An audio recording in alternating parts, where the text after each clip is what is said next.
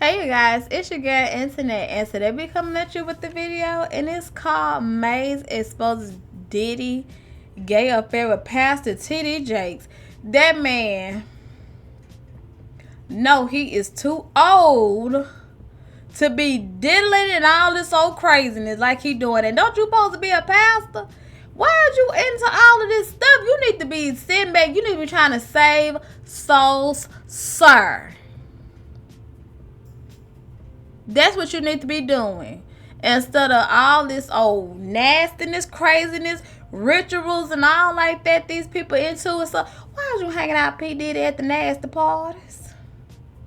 But don't forget to like, comment, subscribe, turn your notifications on so you can see me. And let's get into this video.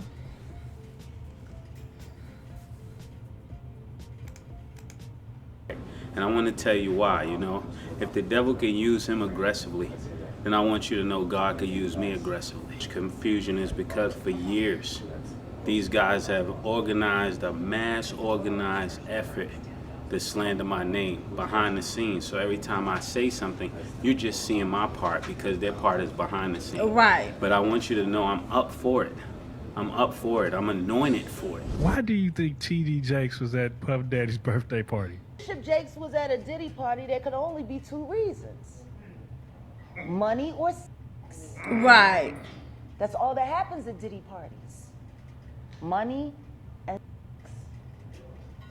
Y'all, so Mr. Mason Betha is now coming out to expose Diddy's affair with Look at T.D. him. Jakes. It looks like Mase is done being silent about Diddy's true nature, and he just exposed Diddy big time. Allegedly. Cause he used to Mase used to always be around Diddy back in the day. I remember they had like a couple of songs together. Then all of a sudden, you didn't see him no more. He had got tired of it, or he tried to start trying to mess with him or something. But he sure got away from him, and with the quickness too.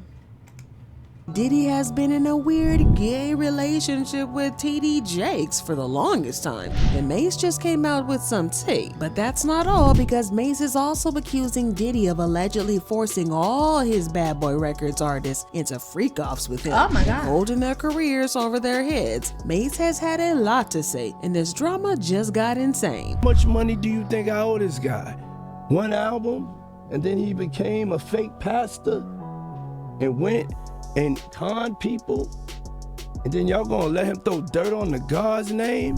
So y'all come on in and hop in ASAP, because it looks like some Bad Boy Records artists are starting to speak up against Diddy, and y'all, they don't exactly have great things to report about him. I mean, Diddy is notorious for having treated his Bad Boy artists pretty badly. In a lot of cases, he either underpaid them or he didn't even pay them at all. There are so many talks about things that he did to his artists, like Tanya Blount, who revealed that Diddy forced her to record 50 to 60 songs that she really didn't like, only to drop her as an artist and scrap her entire album. But it gets even worse, because she claims that she had gotten so frustrated with the album being ignored that she tried to take her own life. It was the hardest decision because that was how I was able to provide and take care of my family at the time. It was so hard. It broke me. It really did. I went into therapy with bad thoughts and even attempted to unalive myself. I was in a Dallas hospital on a 72-hour watch. I had taken pills. I decided this is it. My son was fine. He would have had people to take care of him. I just gave up. And remember that That's so 1999 sad. shooting incident in a nightclub that involved Diddy and his then girlfriend Jennifer Lopez? And y'all remember how Diddy caught up a couple of charges from that incident and he was facing jail time? Well, the charges ended up getting dropped. But as it turns out, the only reason they got dropped was that Diddy had thrown one of his artists, Shine, who was with him at the club, under the bus and made him take the fall. According to his former bodyguard, Diddy allegedly paid witnesses to testify against Shine during the trial.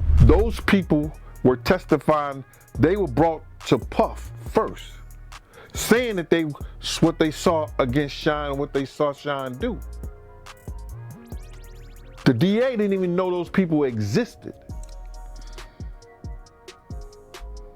You understand what I'm saying? Shine said it himself, y'all. The wild part about this is that Bad Boy Records then dropped Shine when he was in prison. Shine also confirmed that Diddy had betrayed him in 2020 interview where he said, Puff apologized. He did apologize to me for that when we met in Paris. He did say that he could have handled it better, but he was under a lot of pressure from the lawyers to throw me under the bus. Y'all, there are a whole lot even more stories that are now coming out about the things that Diddy... What? That is so crazy to me.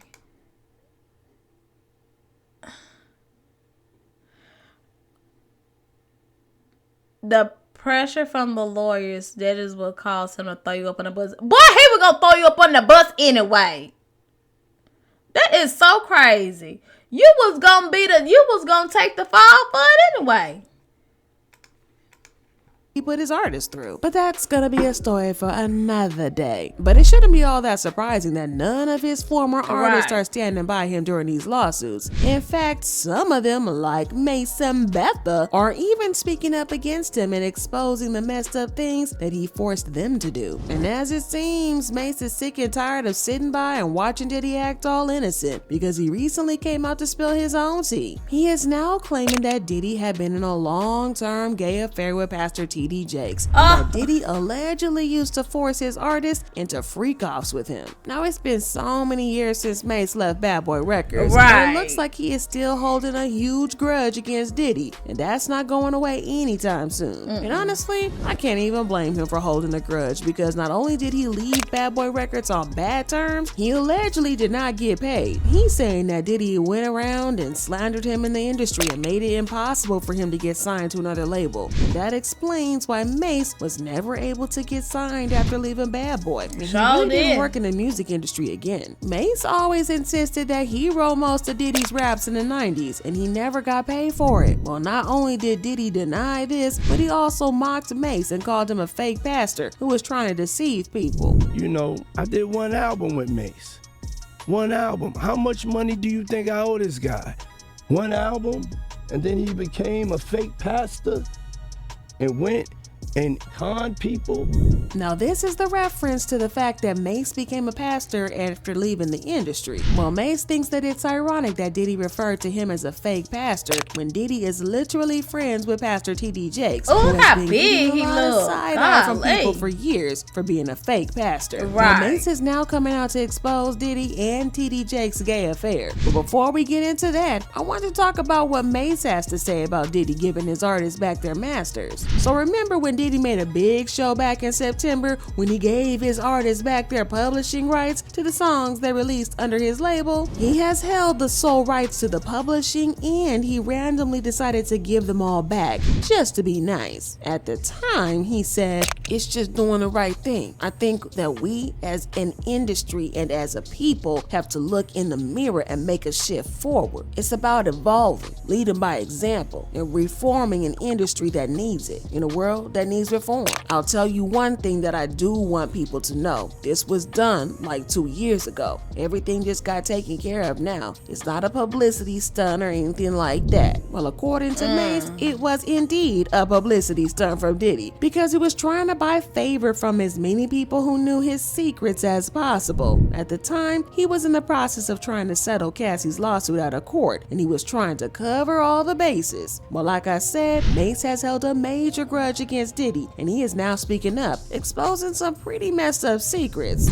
So ever since Cassie decided to drop her lawsuit, the gossip mill has been working in overtime, predicting that Diddy is about to bring a bunch of folks down with him. Names like Young Miami and the ex-Bad Boy Records president Harvey Pierre, who's also in the hot seat for SA, has been tossed around like confetti. But for some reason, everyone seems to be forgetting about Diddy's pastor and bestie T.D. Jakes. Now, people have been side-eyeing T.D. Jakes because, well, let's be real, he's not your typical pastor. Instead of the usual preachy stuff, he talks about money, claiming the God's on board with us raking in as much cash as humanly possible. Seriously, it's kind of giving obsessed with glitz and glam of celebrity life because he's hanging out with the famous faces more than your average churchgoer. In the last couple of years, Diddy has become TD's go-to celeb buddy. Their friendship has grown so tight that folks are wondering if there's more to it, if you catch my drift. Now, Diddy's been dodging gay rumors for forever, so naturally, tongues started started wagging about TD Jakes being his secret partner, especially since there's been buzz about TD Jakes possibly being in the closet too.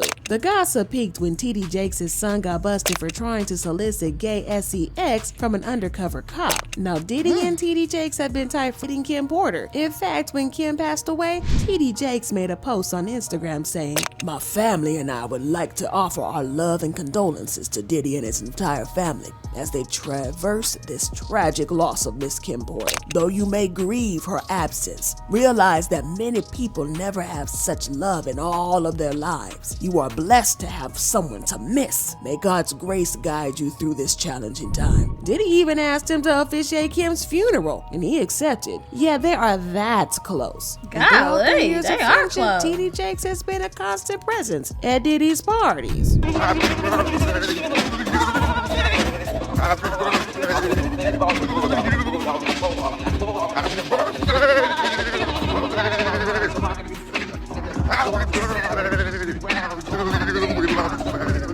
Now, this raised a lot of eyebrows in the past because Diddy is not exactly known for being a great. Why was it like that? Why was the audio all shaky like that? I'm like,